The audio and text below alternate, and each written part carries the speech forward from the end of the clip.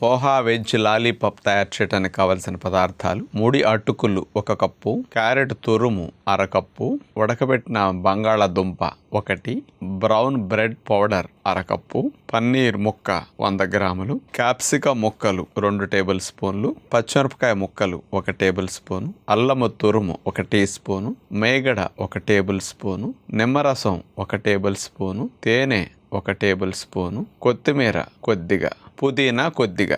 ముందుగా ఒక బౌల్ తీసుకుని అందులో 3 అటుకులను వేసేసి ఒకసారి నీళ్లు పోసేసి కడిగేస్తాం. అలా కడిగేసిన అటుకుల్లో ములిగేంత వరకు నీళ్లు పోసేసి మూత పెట్టేసి కొద్దిసేపు నాననిస్తాం. నానిన తర్వాత ఆ అటుకుల్ని నీళ్ళల్లో తీసేసి నీళ్లు పిండేసి ఆ అటుకుల ముద్దని ఒక బౌల్లో వేసేసుకుంటాం.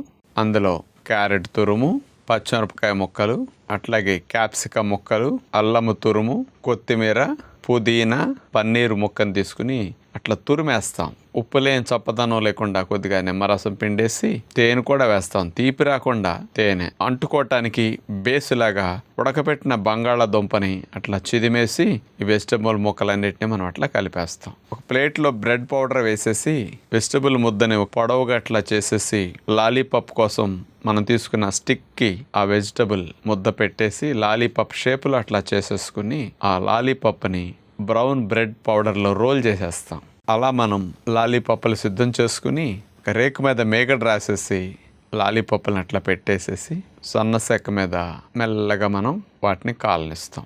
ఒకవైపు కాలిన తర్వాత మరోవైపు అట్లా తిప్పి ఇట్లా మేగడలో కాలనివ్వాలి. ఇతర భాగాల్లో కూడా కాస్త మేగడ రాసేసి పక్కలమ్మటా కూడా అటువైపు కూడా నాన్ స్టిక్ మీద ఆనేటట్టు పెట్టి కాల్చుకుంటే లాలీపాప్ చాలా బాగుంటుంది అనమాట.